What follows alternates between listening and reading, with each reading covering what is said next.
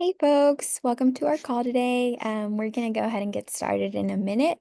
But as you trickle in, I invite you to introduce yourself in the chat using your names, your pronouns, your organization, and role, and why you're joining us today, or what you hope to gain by joining this group of practitioners, as seen on the screen.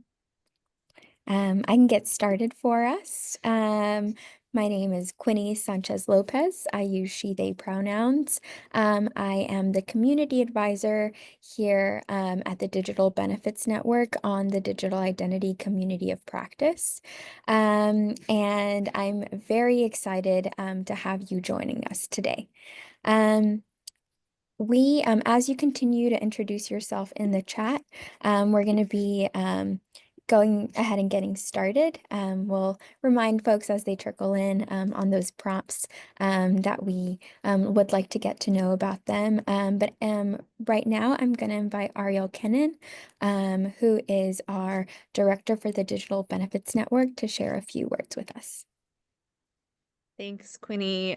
Great to see everybody. I just wanted to take a moment to thank you all for taking time this afternoon to join us, knowing it is a complicated time. There's just a flurry of news. I think every time we look up from something we might be focused on, there's a new breaking news alert of something happening. And so just want to acknowledge that our heads might be other places, our hearts might be other places today, but just really grateful to you all and the work that you do every single day, and know that we're thinking about that, but also knowing that we have a lot of great content to share with you, and we are so excited to finally be kicking off this community of practice. So thanks for coming, and look forward to sharing the next hour with you.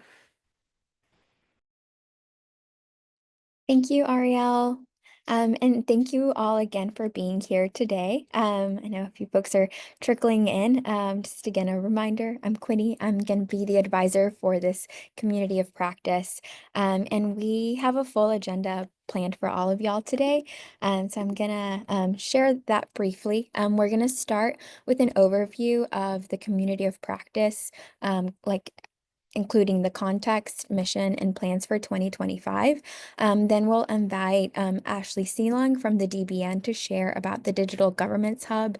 And then we're going to spotlight one of our community of practice members, Anir Bonsen, to highlight some recent activity and digital identity related accomplishments over at the California Department of Technology.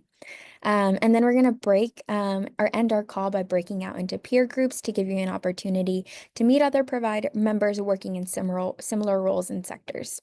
We are going to allow time throughout the call for questions and for discussion.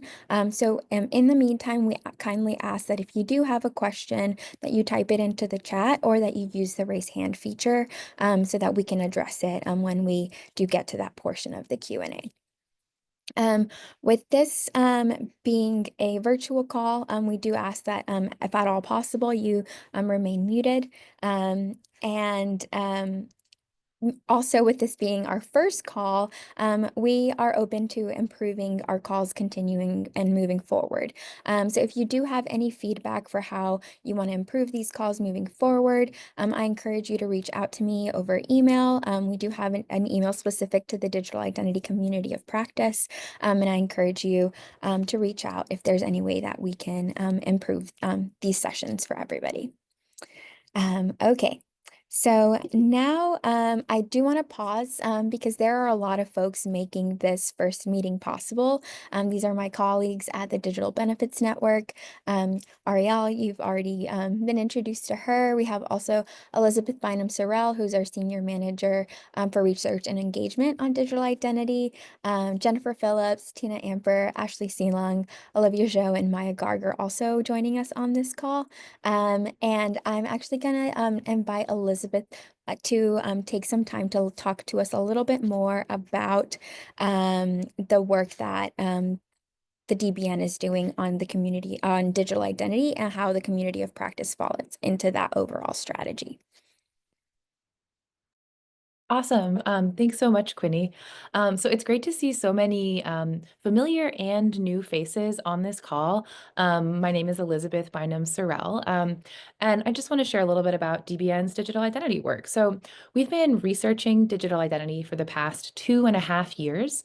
And as many of you know, our interest in this topic is really based on our understanding that account creation and identity proofing requirements, depending on how they're implemented, can create barriers for eligible applicants and for beneficiaries. At the same time, we recognize that state agencies face challenges balancing equitable access, privacy, and data security.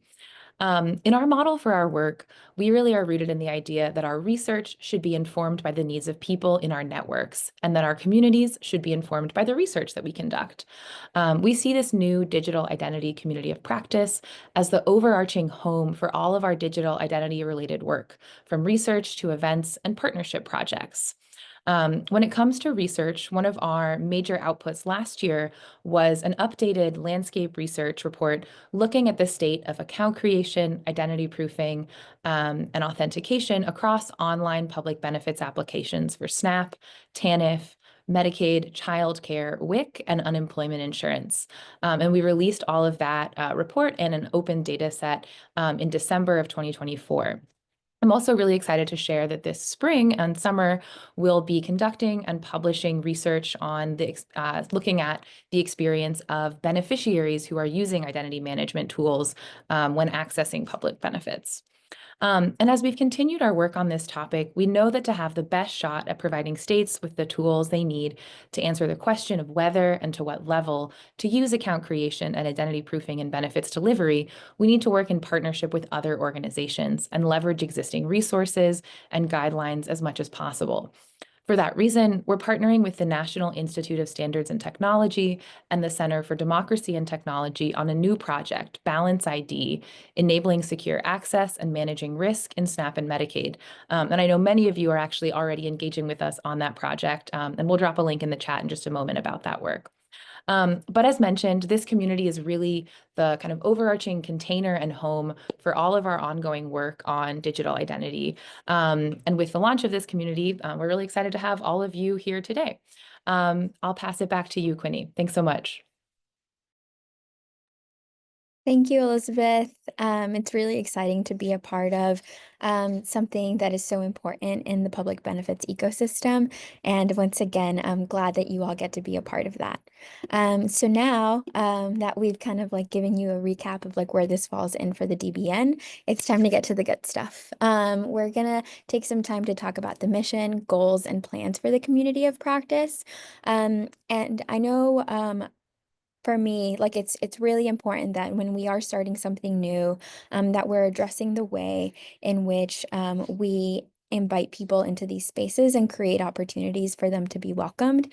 And so a part of addressing this community is also going to be taking time to iterate the way members of this group are asked to engage with one another in order that we can work towards the mission, goals, and focus areas that we'll talk about in the next few slides. I do want to take a moment just to pause so that we can reflect on the DBN's community norms and code of conduct in order to facilitate this productive space in which people feel respected and open to contribute. Those norms and the code of conduct listed on the screen should be familiar to you, as all members were asked to agree to these norms and code of conduct when you completed the community of practice membership form. My colleague Tina is going to be pasting the link to these norms in case you haven't had a chance to thoroughly look at them. But as you take a moment to reflect on what's listed on the screen, I want to pause and ask if there are any other conditions we should consider to create a space where folks feel welcome and respected in how they're sharing their insights, especially in relation to public benefits and making it accessible to everyone.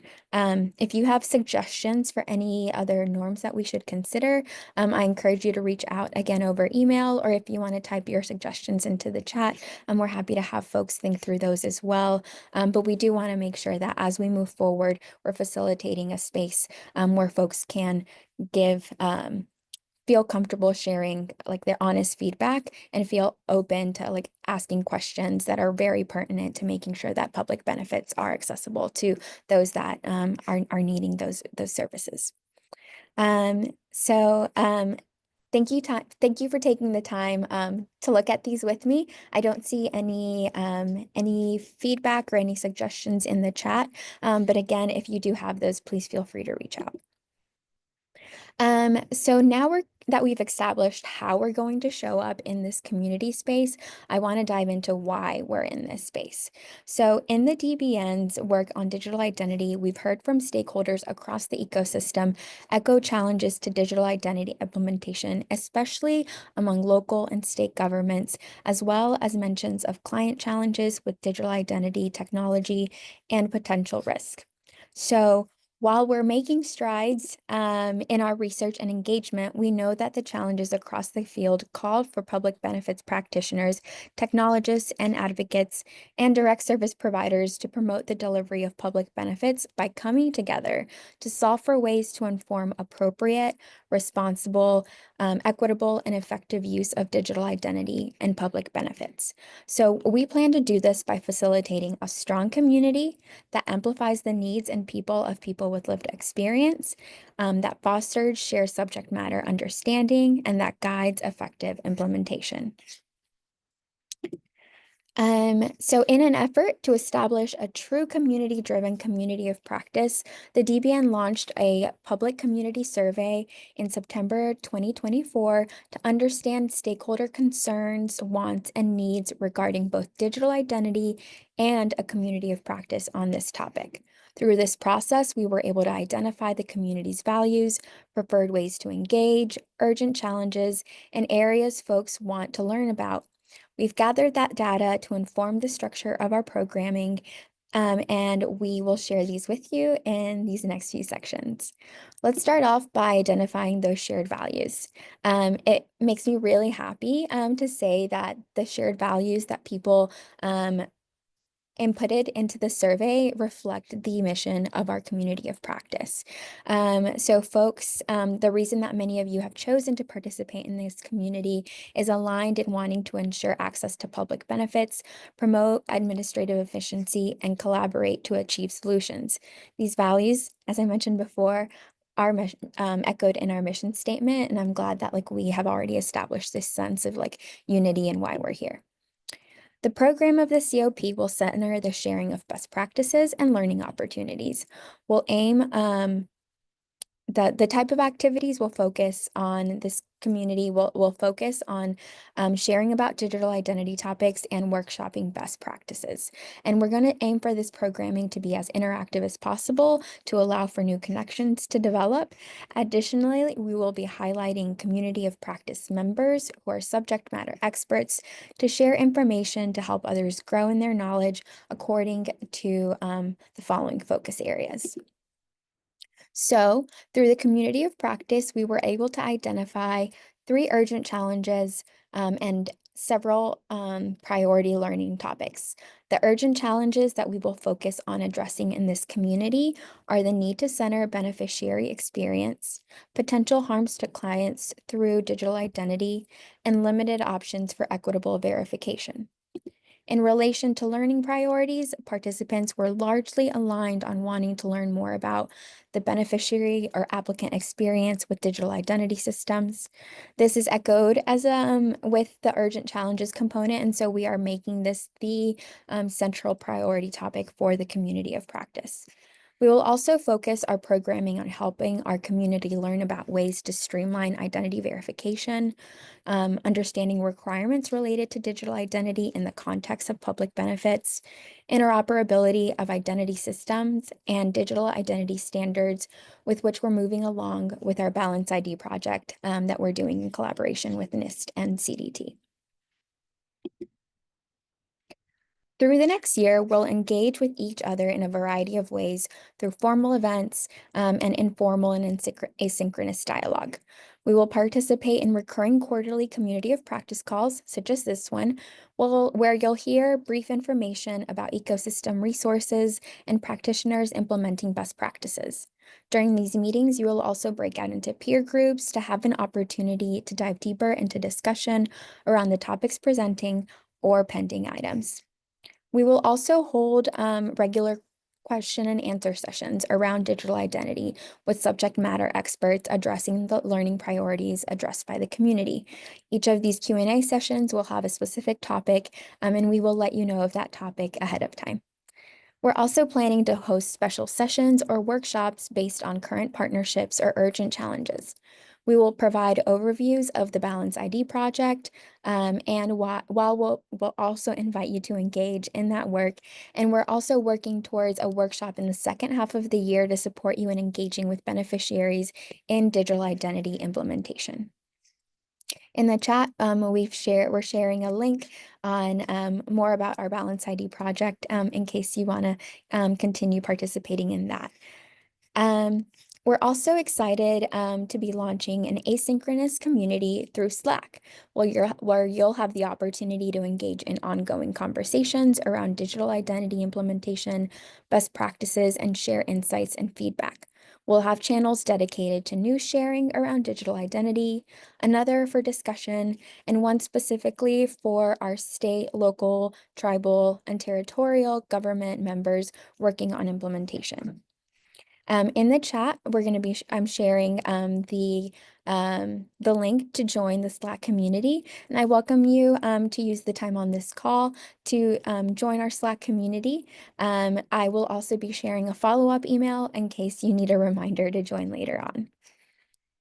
In an effort to keep everyone in the community in the loop, as we know, not everyone has access to Slack or is ready to join an asynchronous community. We also plan to share a quarterly newsletter, which will round up some of the resources shared in Slack, and will not only share publications, articles, and best practices and events, but we're also going to highlight members of our community of practice who are making strides in equitable and effective implementation.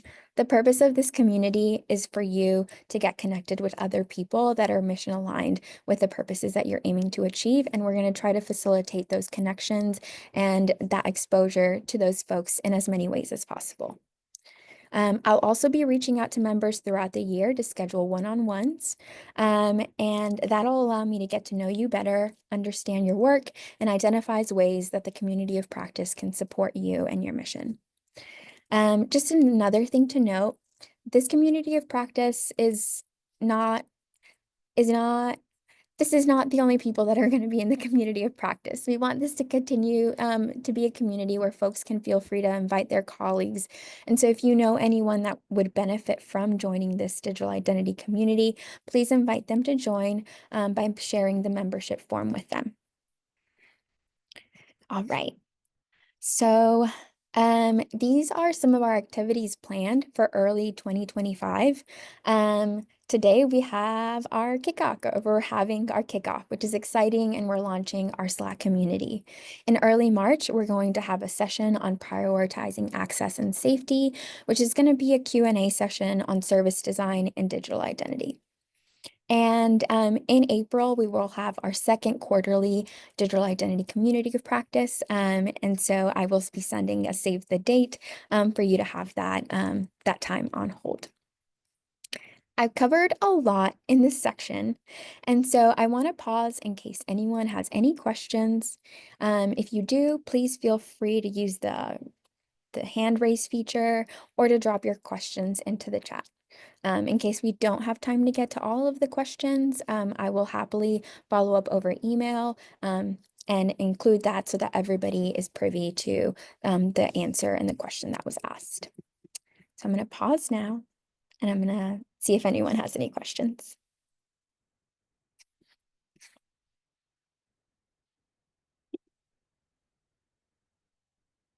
All right, I don't see any, so we're going to keep moving along. So next up, I'm going to invite Ashley Seelong to share with us about the Digital Governments Hub. We want to use the time on these calls to highlight valuable ecosystem resources that can help you understand and implement digital identity. So Ashley is going to share with us how the Digital Governments Hub can help you find resources on digital identity. Thank you so much, Quinny. I'm just going to take a second to get set up here and share my screen. Can everyone see my screen? All right, awesome. Hi, everybody. My name is Ashley Selung, and I am the Digital Government Hub Coordinator here at the Beck Center. And I just wanted to thank the DBN team so much for letting me come on this call and get introduced to you all and show you our incredible new site that we find very helpful and hopefully will be helpful for all of you as well. I'm going to be going fairly quickly through the site, so I encourage everybody to poke around on their own. And we're also going to share the Digital Government Hub email address. So if anyone has any questions, please follow up with me and I'll get to any questions or concerns promptly. So just a little bit of background on what the Digital Government Hub is. It was launched in October 2024. But the idea of it really started back in 2022. We were having conversations with folks in this field about what essentially was the biggest need and what could be helpful in their work. And a lot of what we were hearing over and over again was folks needed a place to access best practices easily, one-stop shop of some sorts. And the Digital Government Hub is the culmination of those conversations. This site actually combines two other reference libraries that we had at the Beck Center. You all might be familiar with them. The Digital Service Network Library and the Digital Benefits Hub. This one is just a new and upgraded site with some improvements and a combination of those resources and examples. So the Government Hub is a dynamic open source reference library, and it's useful for anyone that's using design, data, and technology to improve and enhance government service delivery. I'm just going to show you the homepage really quickly. We give an overview of how to use the hub. You can also find new resources and examples, the latest of what has been uploaded to the hub, as well as what's trending now, which is what folks that interact with the site, what they interact with most frequently. We also have some featured collections that you can look into specific content that's been curated by the Beck Center. We have content that's related to public benefits, growing digital service teams, as well as trending content. We also allow a different variety of ways you can access our resources and examples. One of those ways you can browse by topics. We currently have 14 different topics in our library. Each of those topic pages has a different, a variety of subtopics. We have information related to accessibility, automation and AI, all the way to procurement, talent, and hiring. I'll let y'all dive deeper into those on your own, but for the sake of this meeting, I think we should go over the digital identity topic. Might be most helpful for you all. So each of our topic pages has the same layout. We have a short introduction into what this topic is, as well as some information to help contextualize how this topic can help in delivering government services. And then a quick overview into the different subtopics related to digital identity. For digital identity, we have subtopics related to authentication and accounts. We have identity proofing as well as verifiable credentials. We also give some resources for folks that are new to this type of material as a starting place to jump into these materials. Not relevant to all of you because you're already here, but for folks that are interested in getting more involved, we offer an option to join the Digital Identity COP. And then finally, on the digital identity topic page, we give a preview of some of the resources and examples that we have in our reference library, which I will show you right now. So this is our main reference library page. You're able to search for content in a variety of ways. You can search for things directly using keywords or specific, typing in whatever you want to find. Or you can search for things using some of our robust filters. Right now, since I jumped from the digital identity page, it defaulted to put some filters on, but I'm just going to reset it just to show you what it would be like to navigate the site from scratch. So let's say I'm looking for materials that's related to digital identity. I would just go to the topic page, the topic filter, and I would go down and look for digital identity, apply that filter, and see all of the incredible content that we have on the site in our library. Let me show you an example of what one of our library pages looks like for each of our materials. This is an example of a resource that we have on our site that was actually published by the DBN team, folks here at the Beck Center. In addition to publishing resources and examples from other organizations, we also publish some of our own research. But each of our library cards has the same layout, despite who it was published by.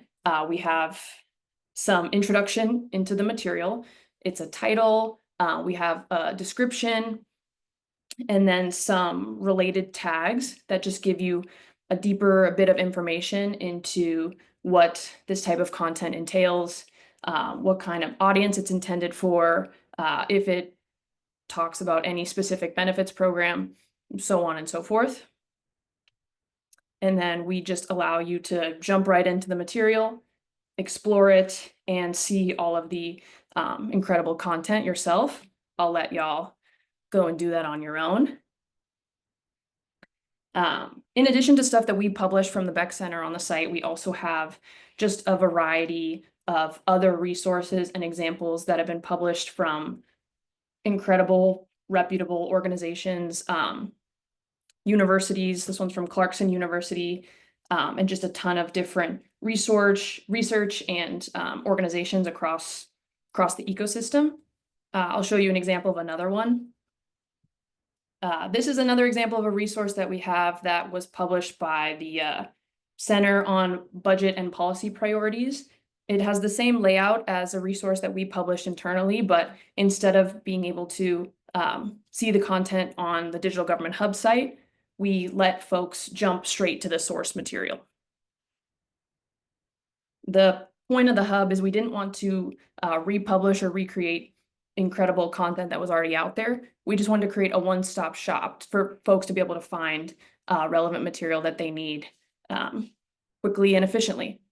All right, so I know that I'm close to time, so I'm just going to plug one more thing. The Digital Government Hub continues to grow from submissions from folks like you all. So if you have any resources or examples that have been helpful in your work and you don't see them in the library, I really urge you to submit them to the site. You can just do that easily using our submission form. You just fill in some very simple fields and then submit the content directly to us. We'll review it and then get it up on the site. If you don't like submission forms, you can also just send content directly to our inbox. That's at digitalgovhub@georgetown.edu.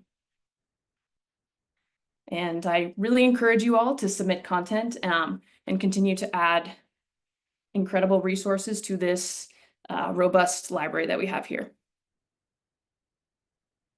Amazing. Thank you, Ashley. The Digital Governments Hub is a wonderful resource, and I'm really glad you all got some purview into that. And we were also able to give some shout outs to some of our members on this call who've been working on digital identity research, and we'd like to feature you on the Digital Government site as well. So next up, I'm going to pass it on to Anirban Sen, who is the Senior Product Lead for Planning, Lead of Planning and Product Management at the Office of Digital Services for the California Department of Technology. So Anirban, I'm going to pass it on to you. Squinty. Appreciate it. Let me just share my screen just for a second here. Are you seeing my screen? It's starting to pop up. Okay, yes, we see it. Awesome. And let me figure out the slideshow. Sorry, moving some things around. Okay. Uh, Good morning, good afternoon. I think it's afternoon for most folks. Everybody, nice to meet you. My name is Anirban Sen. I'm the senior product lead here at the CDT, and I manage the state's identity platform, the digital ID platform. Um, and we built a set of software and services that we're dubbing the California Identity Gateway that provides identity and eligibility proofing for California residents as they're applying for various state programs. And as an overview, our program was started actually in 2020. Essentially, the state asked for us to develop a single sign-on for the state, for all state departments. And very quickly, as we looked into what that would entail, we noticed that user authentication wasn't the problem. The problem was, well, first of all, identifying the users and then the eligibility piece. Are those folks eligible for the programs that they're applying for? So we took a look at what we thought of as a digital ID, and we really found two aspects of it. The first being you are who you say you are, and the second being you are eligible for the thing that you're applying for.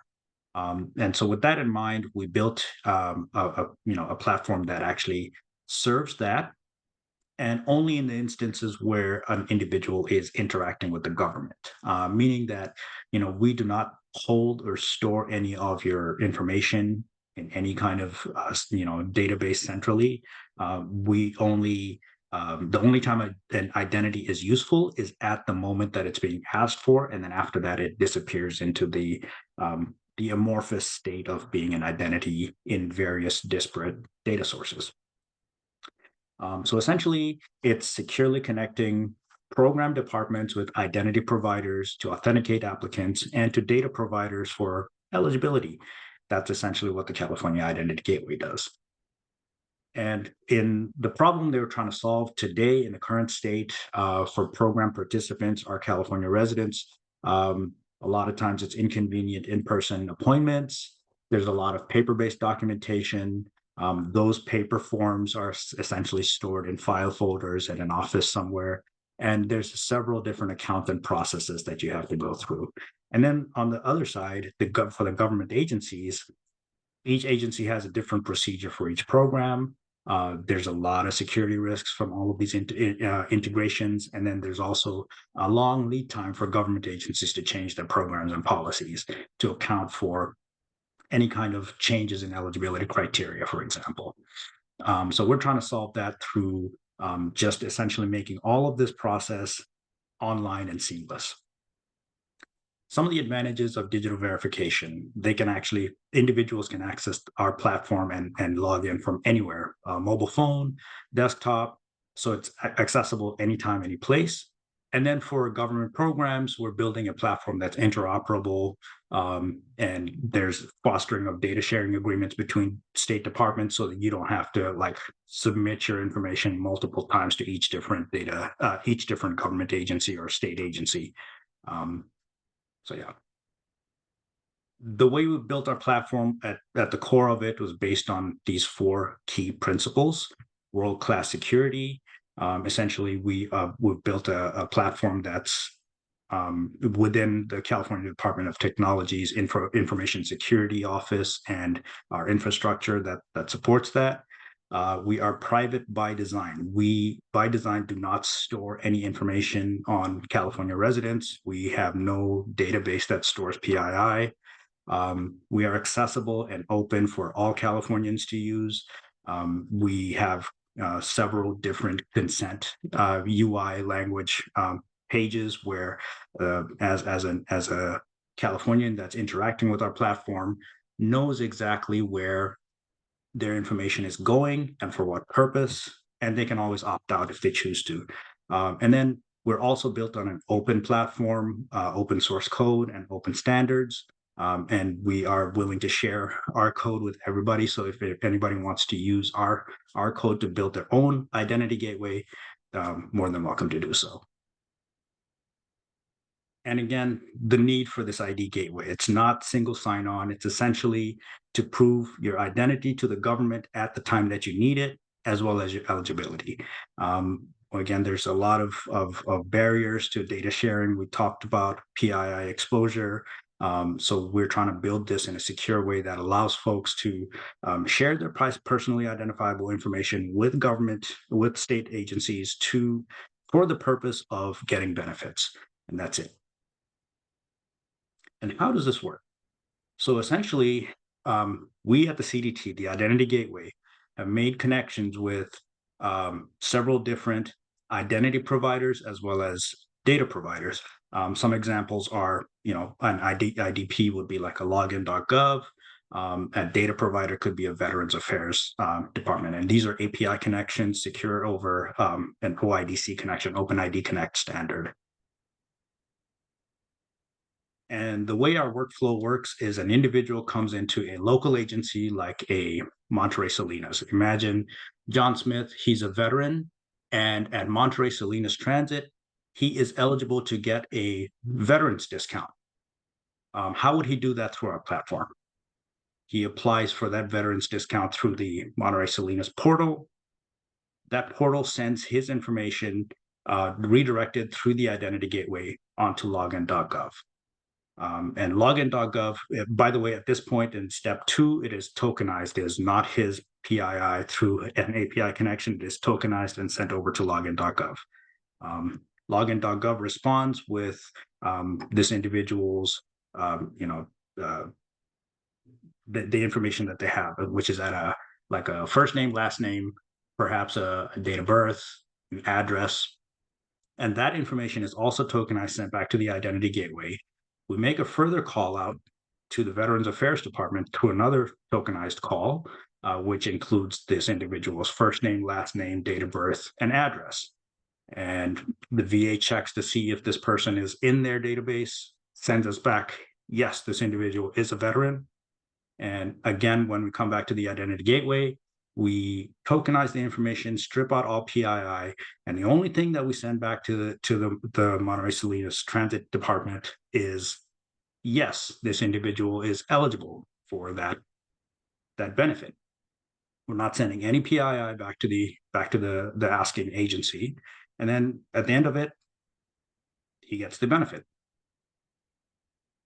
And so the way that the identity gateway is built, we can actually do a number of different benefit dispersals, including the mobile driver's license, which essentially the way we look at it is it's a Swiss Army knife with all of these different services available, all of these eligibility checking tools, including a mobile driver's license.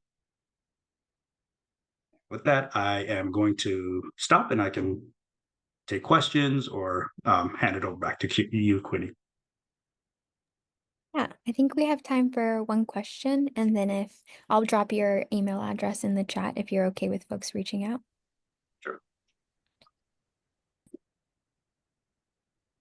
There is a question in the chat for Mr. Sun. The question reads, if the code for this ID project is open source, are there links to the repo to be able to learn and contribute? We are open in terms of the repo. We just have to clean up a little bit of code. It's not publicly available, but if you reach out to me, I'm happy to have you talk to our lead engineer and share that code with you. We do have plans to put it out on a public repo. Couple of things to mention here. So far with our program, we have been since 2020, been really working with state departments to see, number one, if they're eligible or if they're in a state technologically to be able to adopt our platform. That has actually accelerated very, very recently as of 2025, simply because of the Los Angeles wildfires. And the governor and the state as a whole they were basically building a digital disaster recovery center, which opens up a whole host of use cases for public benefits, some of which we haven't seen in the past. In the past, we've seen things like discounts and discounts on your electric bill, discounts on transit rides. But now, because of the Digital Disaster Recovery Center, we're seeing things like how do you replace your birth certificate because it got burnt up in the fire? How do you get food? How do you get SNAP benefits in an emergency situation? And that's where the identity gateway that we built is a central tool that allows folks to come in and within seconds be able to prove their eligibility and get the benefits they need. That's really helping us in that regard. Thank you. And would you be able to briefly answer Brielle's question? What is the time frame for the verification? This happens in seconds. It's just a click of a button. All of the workflow that I showed you, it's just seconds. Amazing. Anirban, thank you so much for sharing about all of the wonderful things that y'all are doing. And I hope that's encouragement to folks in states or in areas that are just getting started, that you are able to have like these developed and well thought out systems. And I'm really glad, Anirban, that you're in our community of practice, because I think some folks are really just have like, they're just being told like we have to implement this and there's a lot of questions. So we appreciate having somebody that's seniored and experienced in this to show us how and that it is possible. All right, Have further conversations, please reach out. yes. Thank you. Um,